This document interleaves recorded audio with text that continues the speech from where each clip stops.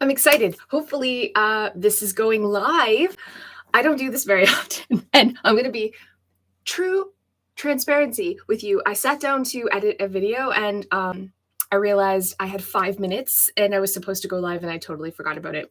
So here we are. I slapped on some lipstick, and we're calling it a day. So excuse this. This is what I look like just on a daily basis. Hi everyone! I am so excited about this video because I always get asked a lot of questions, and I thought I would take this opportunity to answer your most popular asked organizing questions and do it live. So I see so many of you are here. Hello. If you want to ask me a question, honestly, just please ask me anything and just put a question mark before and put it in there. The comments are going really, really fast. So if I miss your question, just repost it, copy it and paste it or ask it again. Hello, everyone. Welcome. I'm so happy to have you here. I totally forgot about this. I was like totally spaced on this. I laid in bed all morning watching the third season of You and completely forgot about this. I'm a terrible person, but here we are. Hello. Okay, so I'm super excited. Oh, Chantel, hello. I enjoy watching you. You run a home daycare. Help. How do you keep this kid stuff more organized at drop off? You have a small entranceway and 9 kids. I feel you. I feel you so hard. The first thing I want to ask is, I guess there's only one entrance, right? So when I was running a daycare, I started using a separate entrance for the daycare. So they actually came around the back for that reason alone, because my front door could not handle the shoes and the coats and the backpacks. And at first it was really odd to do that. But then we started using that entrance for our family too, because we just realized how much more space we had. Now, that might not work for you. I totally get that. Definitely hooks are something that you absolutely need. So hopefully, maybe even not in your entranceway, but do you have a hallway off the entranceway? Do you have another space where you can install even really heavy duty 3M hooks with each child's name above, or have a spare bedroom that's close by that you can use to like put their stuff so it's not right at the front door? So they'll be taking it off when they first come in, but then you'll relocate things. I know, I wish I had an amazing solution for you, but I do not, but I just know that I feel you. Okay, so I see all of you and you're asking amazing questions. So feel free to keep asking questions, just making it work. Thoughts on parents deep cleaning the kids' room? Thoughts on parents deep cleaning their kids' rooms themselves? Yeah. I mean, I guess it depends on how old the kids are, and even older kids. I just feel like my kids are amazing and they do a great job cleaning, but it's never as clean as I would want it to be. And it's my house at the end of the day. And things like food or stuck on stuff wrecks flooring and furniture and walls. And so it's important to me. It's going to be my house long after they're gone. Do I think it's okay for me to occasionally go in there and give it a deep clean? Yeah. I mean, I would want their permission first. It's their space. Just to say, is it okay if I'm vacuuming and I'm cleaning the house and I'm cleaning windows? I'm going to do your room too. Is that okay? My kids have always like, yeah, I don't care, because they generally don't care. But okay, here we go. I printed off a lot of the most asked questions that I get. Wife Mama Teacher says, and I get all that. This is probably one of my most asked questions. Do you have any tips for people struggling with chronic illness that drastically limits the amount of energy and ability one has to devote to decluttering? So this is really tough. Usually the question is, I have chronic illness and I can't keep up on household tasks, or I'm having trouble getting organized, or I have too much stuff. What can I do? And the answer is always the same, and it's an answer no one wants to hear. So this is where we're coming in from some tough love. And this is coming from a place only of love. But the truth is, the more limited you are physically to take care of your home, the less stuff you need. And so drastically just getting stuff out. This isn't taking something and making lots of piles. This isn't sorting your things into smaller piles. This isn't stuff shuffling around your house or tidying or cleaning. It's getting things out.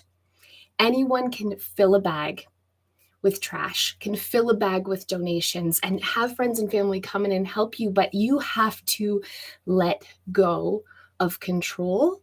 And that's what holding on to things really is about. It's about control because we're avoiding fear and anxiety and uncomfortable feelings that come with letting go. Fear of what if I need it one day? What if I need it for the future? But the flip side of that is you're living with a home that's making you miserable every single day, and you're letting that fear and anxiety get you stuck in a situation you don't want to be in. So the answer is always less. And you can call and ask friends and family. There are companies that can come in and help you unload stuff. But at the end of the day, you are the one who has to say, yes, I'm ready. I'm worth it. I deserve this. I'm ready to let go. Nobody wants to hear that, though. I know. Nobody wants to hear that. Okay. Amy, I see all your questions. I'm going to get to you. Oh, Pamela says kids' toys, playroom, or keeping selected toys in their room. Your 5 and 7-year-old are terrible at cleaning their toys. I think it really depends. I definitely had a playroom when my kids were little, and now all of their toys, my kids are older, but Milo's still 9. They're located in their bedrooms for the most part. But when we had a daycare and I had little kids, the real trick of maintaining toy clutter was having a sorted toy bin system. And I know I keep saying this, but it's magical, okay? So it's sorting the kids' toys based on categories and keeping those categories no bigger than like a 13 by 13 or 12 by 12 cube. So one for Barbies, one for action figures, one for play food, one for doctor kit stuff. And then when you first start this new transition over to this new organizing system, you do the one bin at a time rule. So your kids can only play with one bin at a time. And a lot of people say, this limits creativity. That's not fair. And yeah, but this isn't forever. This is the training process. Like you're training a new puppy. And once they get into the habit, like you can't, and it takes your involvement, which kind of sucks, but I promise it's not forever, because you have to keep sort of an eye on them and say, you can't get another bin until that one's tidied up. What you're really training your kids to do, it sounds awful to say, but your training is to pick up after themselves. So they get in the habit of putting that category back in that bin, making sure that the bin is labeled with a picture label, especially if they're little, like 5. They might not be able to read. And then eventually, after about a week or 2, then you have a 2-bin rule, then a 3-bin rule, then a 4-bin rule. Then you don't have to put rules anymore, but you've done this magical thing where you've really created a new habit in your children that when they're done with something without even thinking, they're putting things back into the categorized bin because you've trained them to do that one bin at a time. It works. It's magical. NJC says, is this live? Yes, it is. Yes, it is. Hi. I have an organizing system, but then you find that it makes everything look too bare. How do you restrict what is organized and what's for show? You might be a visual organizer, right? So you may want to everything being organized doesn't mean everything's in a bin or a closet behind closed doors. And I hate that I hate that people think that. It isn't one size fits all.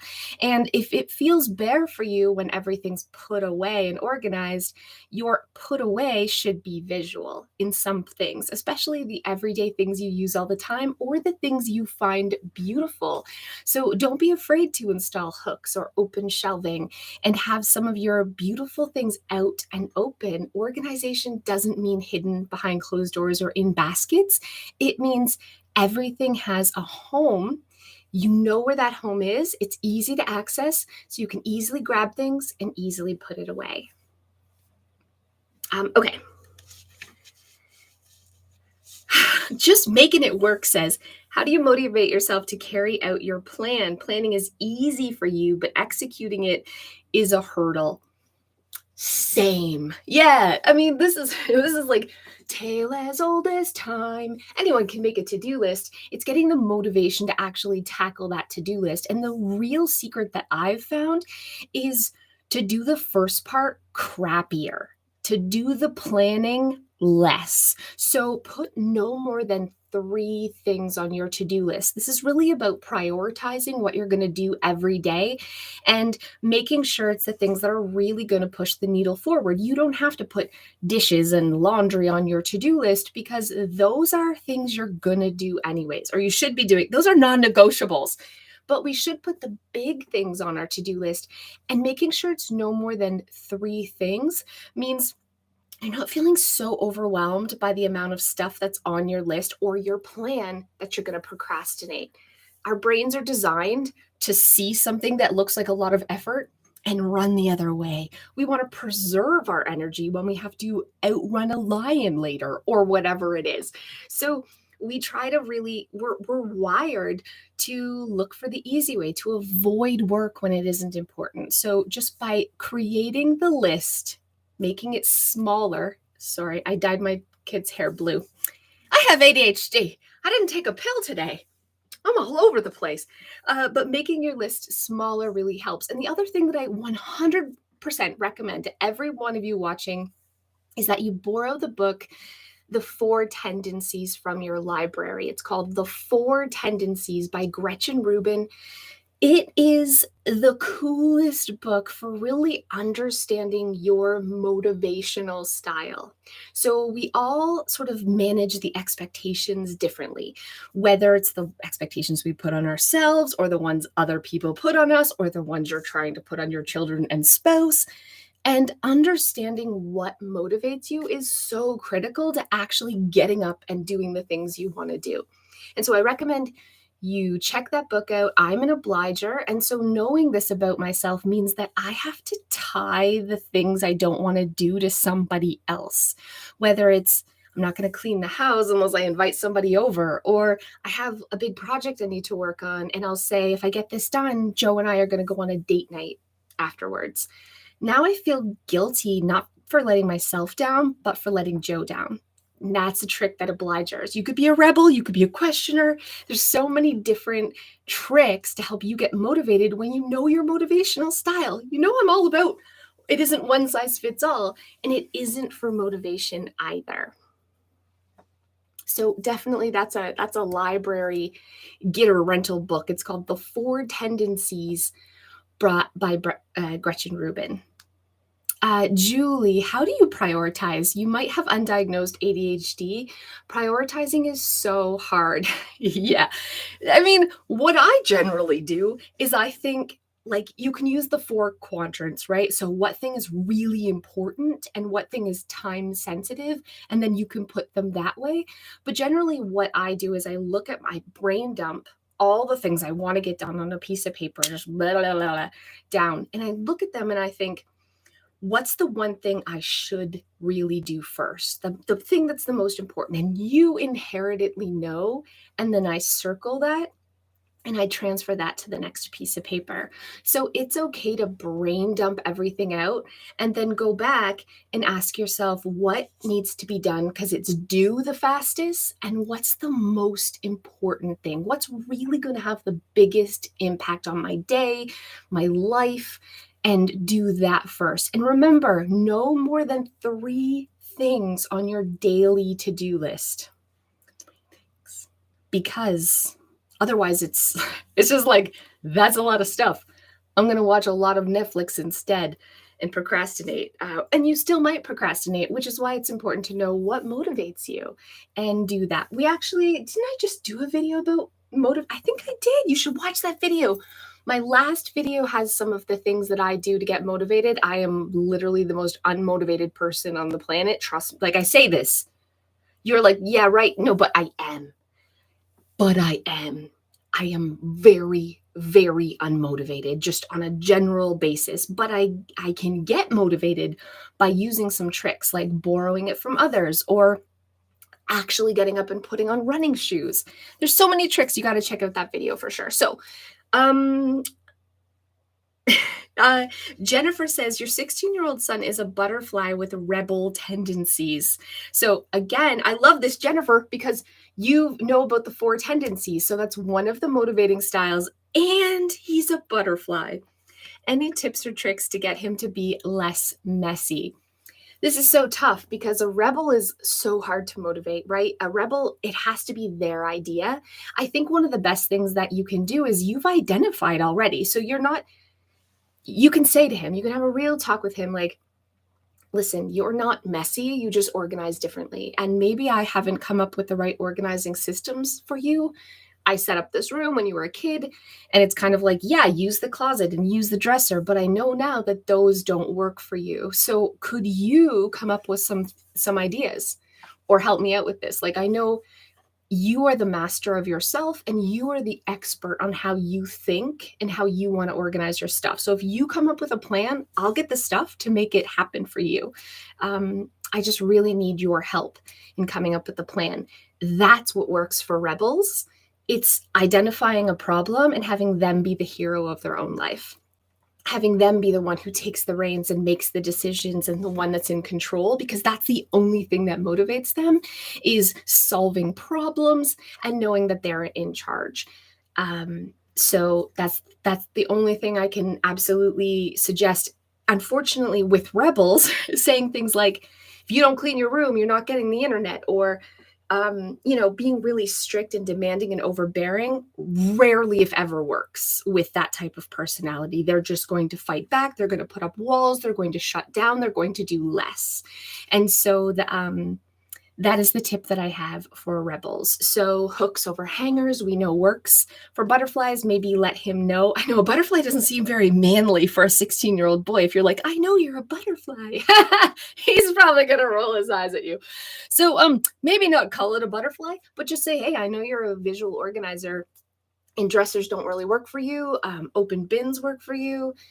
Hooks instead of hangers. Just think about things that I can get for your room to make it easier for you to take care of, because I know this probably stresses you out living like this too. Just talk to him like that. And I think you're going to find, I think you might be pleasantly surprised at how capable he is.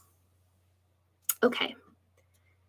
How do you bring up the conversation with family about decluttering and how to get them on board? This, again, is one of my number one asked questions.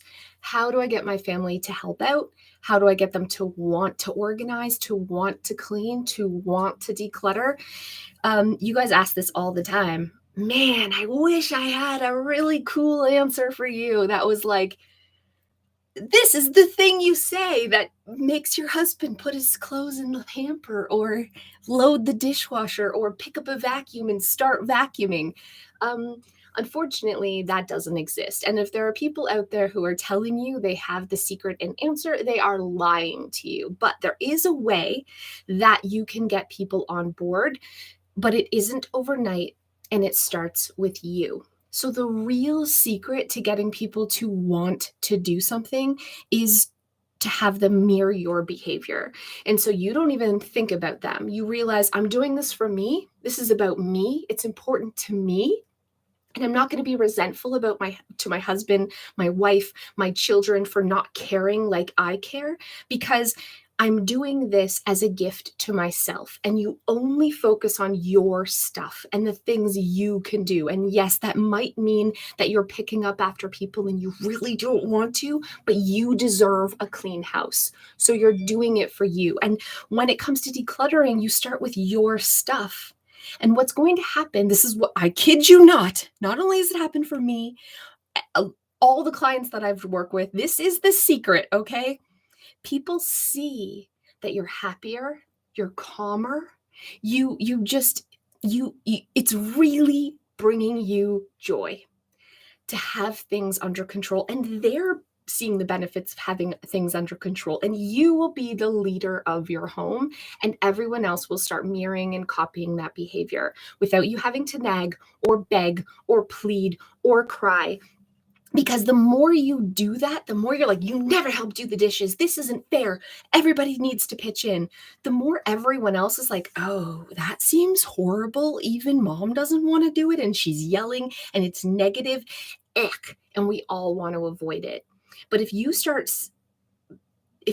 putting out that this is like, this makes me so, doesn't it feel good to have a clean kitchen? This makes me so happy. They're going to start mirroring that behavior and pitching in. It's magic. Okay. Listen, I know this is not what you wanted to hear. And it sucks to have to swallow it down, swallow the resentment down. So, God, I let it bubble sometimes, and I'm a screaming banshee when I'm cleaning the house and everybody else is just not helping. But I try really hard to not do that, because I know that when I suck it up and stuff it down and fake it till I make it, I really start feeling a lot of joy and happiness, and they start pitching in too. Does this make sense? I think it makes sense. 808 Blessed One says, I need help. I need help suggestions with mail and incoming paperwork. Please help. So this, your command center, your incoming paperwork is the number one organizing system where knowing your style counts the most. The things you touch every day, especially paper, knowing your style counts the most for this. So if you're really visual, you want to opt, I wish I could show you, but magazine hangers that go directly on the wall. You want to have, or an open tray for your action file. If you're a hidden organizer, you might want something more like a Sunday basket. Or what I use here is like this little hidden folder system where I drop the papers in. It's hidden away, but it's still kind of sorted. So this is great for ladybugs and crickets, but visual organizers, if it's out of sight, it's out of mind. This isn't going to work for you. So having an action folder, having a command center that has like, I have to deal with this paper. Organized 365 calls this a Sunday basket. This is so important, but why people fail with this even, so knowing your style, is it visual or do I need it to be hidden? And is it micro or macro is really important. But the real secret here, okay, is setting an alarm every week, making an appointment with yourself to empty out that action folder and actually do something with it that isn't putting it back in. If you have a Sunday basket, people are like, why is my Sunday basket not working? Because you're not doing it on Sunday. You're not emptying it out on Sunday. And emptying it out means paying the bills, taking the things that are like, I need this for taxes, and putting it in your short-term taxes folder. I've got a couple of videos on paper organization in the past, but I'm going to be doing this again in the future. I'll be doing it coming up pretty quickly, showing you the 5 paper sorting categories. And once you have those in place and you have a system to catch all of those different categories, paper clutter is a thing of the past, honestly. You don't need special tips or tricks. You don't need to scan everything. You don't have to do some fancy thing. It's just about setting a date with you every week and having a spot to catch all of those different paper categories. Kathleen, hi. You're overwhelmed with your whole house. You've been here since 1978 and you're trying to purge everything because you want to sell and move into a condo. Yeah, so you're in the messy middle. If you're going through and you're trying to declutter, you're probably pulling things out. You probably have a lot of stuff. And because you've had it for so long, a lot of those things you've probably had since 1978, every year we keep something, our mind puts more value on that thing. Well, I've kept this for 20 years, therefore it must be special, which is how we feel about family heirlooms. It could be the most ugliest, hideous chair, but if it was your great-grandfather's, you're going to feel an obligation to keep it. You're going to feel that that's valuable, and that's what's happening now. And so this is the one time where I really think knowing your decluttering rules is so important, so that you can logically see the difference. You can logically know the difference between this has value or this is important to me because my body and my anxiety says so because I've kept on to it for so long, or is this actually valuable and is this actually important to me? So the decluttering rules are, have I used it in the last 12 months? Do I love it? Would I buy it again? If I didn't own it, would I buy it again? And so you might be like, I don't use that China thing, but I do love it, but I wouldn't buy it again. And so we have to really be logical about our questions, because the truth is you might love everything. You might love everything, but do you love it because you really love it and would buy it again? Or do you love it because it's been sitting in your house for 30 years and you feel like you should love it? So knowing the difference is key to just mastering your stuff and finally letting go. I know it's hard. The other thing, if you have a ton of stuff, nothing is more motivating than renting a dumpster. Honestly, it puts a time limit. You can rent a dumpster for a weekend and know you only have a couple of days. You're going to be like, all right, I'm paying $130 for that dumpster. I better find things to fill it. And you will. You'll dig, you'll find. I want you to let go of the idea of perfection, finding the perfect person to give each item to, the best place to donate. The only thing that matters right now is getting it out of your home so that you can downsize and have the condo of your dreams. But it starts with letting go. Okay. Cindy says, you're paralyzed in trying to figure out the best way to sell your stuff. You donate most of it, but you do have items that have value and you really need to sell. You're figuring it out, but it gives you anxiety. Yeah, this is really tough. So if it's something that's like an everyday used item, I think Facebook Marketplace is the best place to sell it. Facebook Marketplace, things sell really quickly on there for the most part, and it's people in your community, and the price kind of dictates if you haven't sold something on Facebook Marketplace within a few days, you've priced it too high and you need to half the price or lower the price. And so Facebook Marketplace has a great high turnover, but you might not be able to sell things like antiques. So, I mean, this is really tough. When I've helped people clear out their estate sales in the past, what I've always done is reached out to local antique dealers and taken photos or brought in the thing and asked them. There's also like estate sales that happen that they take a percentage of it and they'll sell things on your behalf. And of course, there's eBay. But the truth is, selling is really, really hard. And again, we always tend to overinflate the value of our things. It's really hard because we think that could be worth so much, and it's very rarely worth what we think it's going to be worth. Or we'll look on eBay and we'll see that something is selling for $400, but what people are asking is not what they're getting. And so take a look on eBay and see what things have actually sold for. And you'll be shocked at how actually low it is. And then ask yourself, is it worth all the work of taking pictures and listing it and dealing with it and then packaging it and shipping it to someone for the $30 or $40 that I might get? It's probably going to be a no, but it doesn't hurt to try. And so that's what I would suggest doing. If it's an everyday item like a treadmill or something that like everybody might want, sell it on Facebook Marketplace. If it's a specialty item like a Royal Doulton something or other, or some sort of antique something, eBay's probably your best bet, or reaching out to a local antique dealer or estate sale and see what they can do for you. Miss America Freedom, are you a stockpiler prepper? No. No, I am not. There was a time in my life where I had scarcity mentality.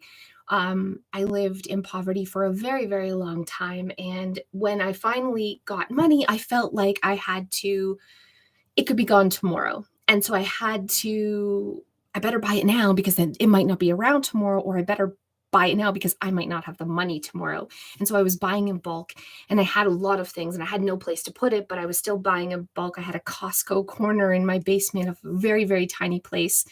And I was constantly stocking up, filling my fridge, filling my pantry because I had scarcity mindset. I had fear that I might not have anything tomorrow. And that really came from lots of times where I didn't have food. But what I really realized about that was how I was wasting money by things getting expired. I could never find what I really needed. I had a lot of food that I had had for so long that it became blind and invisible to me, and I didn't even see it anymore. And it was creating a headache because my place was so full. It was hard to cook. It was hard to live because I had so much stuff. And this amazing thing happened with scarcity mindset. What I've really found is the more I had, the more I felt I needed to have. And the more I let go, the less I felt like I needed to have more. And it wasn't that I was having more money, I was having more confidence in myself that the store is just around the corner and I'll be able to buy something. And I didn't have to fear that I would be broke the next day. And so getting over scarcity mindset was tough. But what helped me do that was letting go. And I gave up bulk shopping, and I have no regrets. I no longer have 50 million rolls of toilet paper to try to find homes for, or, just, yeah, it was crazy pants. And I thought I was saving money by buying in bulk, but I was really wasting money because so many things were forgotten about and so many things were going bad and expiring and that I wasn't eating because I had for too long. Miss America Freedom says, what about when stores don't have food on the shelves this winter?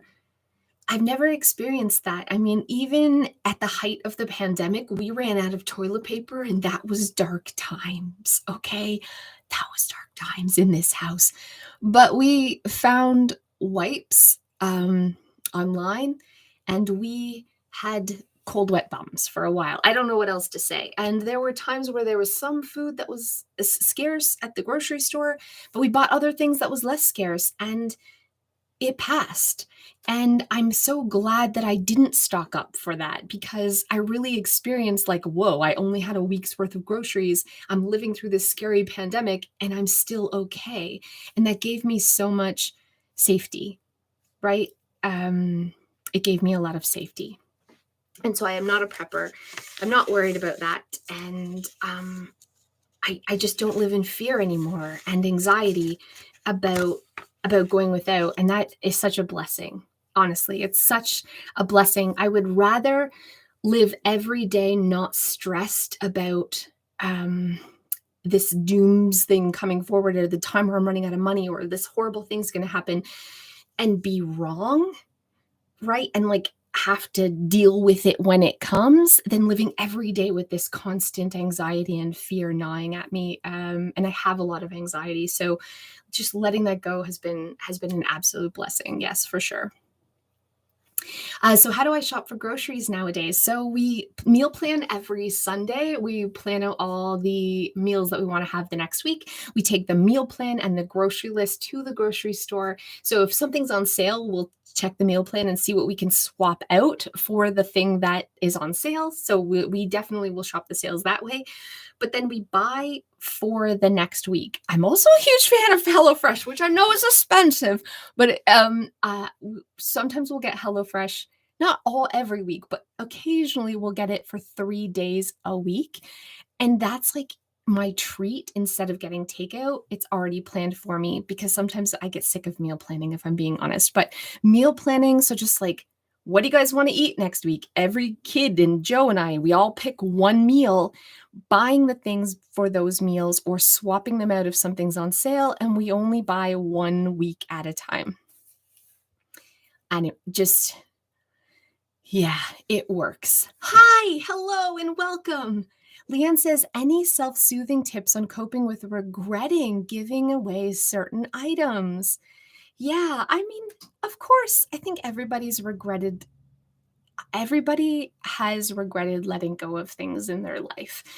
And I'm sure there are things I've regretted letting go of. I can't think of any right now because nothing has been that big that it's like haunts me.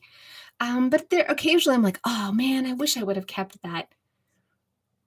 But living every day without having to constantly tidy and look for things. Oh my gosh, I used to lose something every day, hunt for the extra shoe, like the other shoe or my keys or my phone or my earrings or those pair of pants I knew I had somewhere. And I just had so much stress about constantly living, looking for things and trying to remember everything I owned. And it was, even without me realizing it, like everything you own is in your mind. You have to remember that you have it and remember where you put it. And a lot of it is subconscious.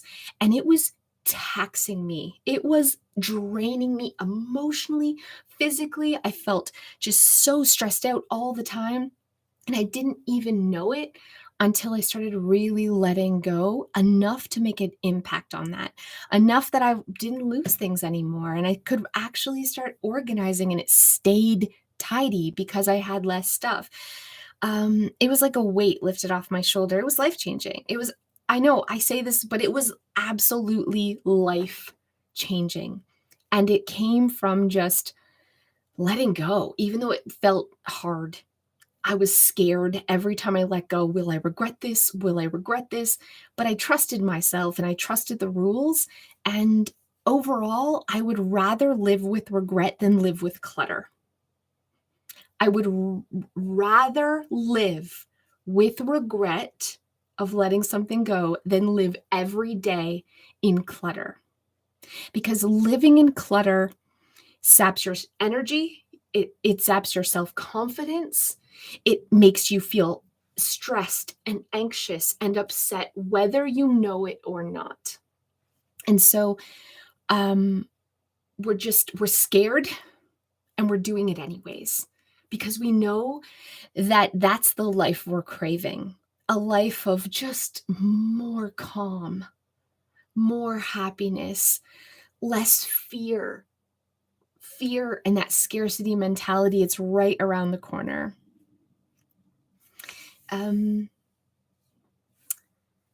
Jan, I declutter all the time. What do you do if your spouse wants to collect everything and never wants to get rid of anything? It drives you crazy seeing all his junk all the time. I think this is a really good time for Dana's container concept. So Dana from A Slob Comes Clean has this container concept where we can only keep the things that fit in the container that we've like sort of dubbed for things to go. And our house is also a container. We can only keep the things that fit in our house. But piles on the floor, stuff on counters, stuff on surfaces, that isn't a container. A closet is a container. A bin is a container. A shelf is a container. A drawer is a container. And so we put limits on our stuff, but we're not the bad guy. The limit is the bad guy. And so having this conversation with a spouse can be really effective, just saying, okay, you have this shelving unit in the garage where you can keep your collection, or in the living room, or this closet can be yours where you keep whatever you want. But whatever doesn't fit, you need to make the hard decisions about what in there goes so the thing you really want to keep can stay, and you make the container be the bad guy and not you. And so this might mean you have to give up a closet just for his collectibles, or give up a shelving unit in the living room just for his collectibles. But that puts a limit on what he can. You're not saying, you're saying that shelf is what you get, but bro, the shelf's the bad guy. You and the shelf need to work that out, what stays and what goes. Living more simply with little kids, the tidying seems to be nonstop and it's exhausting. You've decluttered an insane amount and continue to. How do you cut down on what comes in? What are you missing? So Dawn would disagree with me, Dawn from the Minimal Mom, but I think organization plays a really big part in toy clutter. And I think having the sorted toy bin system, so sorted bins by category, is really key, because here's what happens if we use a toy box or a bin that has a lot of different categories mixed together. Kids love to dump. Kids are dumpers. And so if you have a big bin and they want the Barbie at the bottom, they're dumping out the whole thing. They're spreading it out. They're making a huge mess. If you're sorting your things by category, the container's the bad guy. And so the Barbie bin, when it's full, this is it. We get this many Barbies. We get this much Play-Doh. We get this much play food. And then saying, we're only playing with one bin at a time until they get in the habit of picking up. Then we go to 2 bins, then we go to 3 bins, making sure we're using picture labels on those bins so they're not putting Barbies back in with Play-Doh, back in with something else, because when they want something, they have to dump out all the bins, right? We don't want that. We want it to be so clear that they just glance at their toy shelf and they know where everything is. They're like, I want to play with Batman. Oh, he's in the action figure bin. I don't have to make a mess to get the toy that I want because I have a sorted toy bin system with picture labels. It's the secret.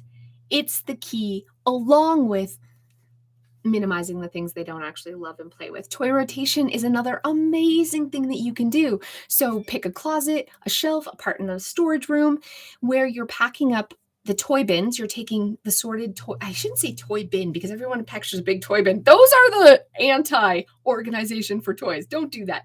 But pack away half. And then every couple of weeks, swap out the bins. Your kids are going to be like, Christmas morning, I forgot I had this, because they're visual. If you put something in a closet, they'll forget they own it. And swapping it out means they never have an unmanageable amount of toys at once. Plus, they always get new and fresh, fun toys to play with. So toy rotation is amazing. It's amazing. Mia, how do you take the test for you and not your family? You've done it several times and you end up with a different bug every time. Okay, let's talk about that. Before I sign off, let's talk about the different organizing styles and let's talk about the test. The test can be crap, okay?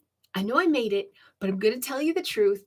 Sometimes the Clutterbug quiz doesn't work because you're answering the questions based on what your house looks like right now, and you live with a bunch of different styles, or you're answering the question based on your fantasy self, right? Or it's a scale. You might be a little bit of two, or you might be a combination of different organizing styles. If you really want to find out what your organizing style is, it comes down to this. Are you visual or are you hidden? Do you like to see your beautiful everyday things that you use? Do you feel energized when you see things? Do you feel motivated to make a smoothie every day when you see your blender on the counter? Or is seeing all of these things cause you a lot of anxiety and you feel the need to straighten and tidy and make everything like all the time, right? Does it make you feel anxious to have it out of sight and forget about it? Or does it make you feel anxious to see it? Are you visual or are you hidden? That's really what it comes down to is anxiety and how it makes you feel. Some people feel they love to see their everyday thing. They're like, if I see that blender, I'm going to make a Vitamix smoothie every day and feel so good about myself. Whereas if I see the blender on the counter, I'm going to feel just like, oh, look, I'm not going to want to make a smoothie. I'm going to feel anxious about seeing all my stuff, right? So visual versus hidden. And the other thing is, are you a detailed person? Are you a person who naturally is a planner, who loves a lot of categories, who will take the time to stop and put something away properly? Or are you the person that's just going to shove it away? You're just like, oh, I'm not doing that. I can't be bothered. I'll do it later. And you'll just shove it for now. That's a micro or a macro organizer, or a detailed or a broad category organizer. And so really knowing that about yourself, knowing like, yeah, I love the idea of filing all my papers by like electricity or by month or by year, but in reality, I'm just going to chuck it in a basket. That's okay. Be a person who just chucks it in a basket and create a basket that says 2021 bills that have been paid. And every time you file them in there, guess what? It's chronologically filing because January is on the bottom, then February, then March. You get the idea. But it's giving yourself permission. You guys are seeing the bookcase behind you. I hate this bookcase. This is so I have something behind me as a display. I love cube shelving. I don't love open shelving where I see a lot of things. Now, I tried to minimize it by using all the same colors so that it does look less visually distracting. But the thing on the wall here and this I created so I could show visual organizers how to organize in a visual way, and also so it looked pretty as a background. But the truth is, I would rather it have doors on it because that's what really creates a sense of calm for me.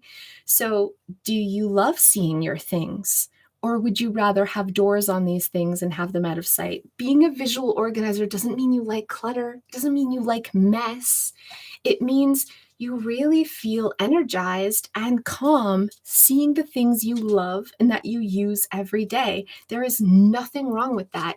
There's also nothing wrong with being a person who isn't a naturally detailed person. There's nothing wrong with being a broad organizer with bigger categories that you just toss your things in. And so that's what the 4 styles are all about. But also, you might be visual in your craft room and hidden in the kitchen, and that's okay too.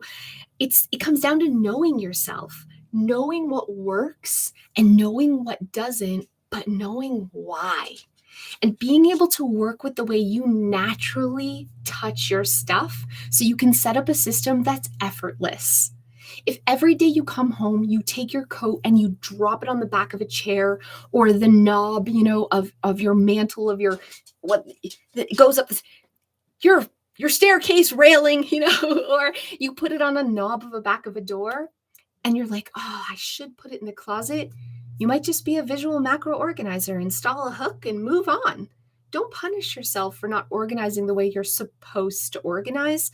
Adapt to the way you naturally organize and create a home that's made for you, that works for you. Okay, so thank you so much for tuning in. My kids are home. I hear them. The dog's coming back. They're getting off the bus. So I'm going to go. I loved, love, love chatting with you. We should do this more often. We should do this more often so I can answer more of your questions. We should make this like a bi-weekly fun thing that we do. I'm so appreciative to each and every one of you. And I hope, thank you so much for tuning in. And I hope, if nothing else, you give yourself a little grace. If you're living in a home and you feel like it's out of control, I want you to know that you're not messy, that you organize differently and you manage your things differently than how you see other people do it. And that's okay. The best thing you can do is know yourself, know what works and what doesn't and why, and adapt your home to work for you. So thank you guys so much. Samantha, can you be a mix of a bee and a cricket? Absolutely. Absolutely, you can. But know that about yourself. Own that about yourself. 90% of organization is self-confidence and self-awareness, right? It isn't hard. You just have to believe that you can do it. And I believe that you can. So thank you guys so much, and I'll see you next time.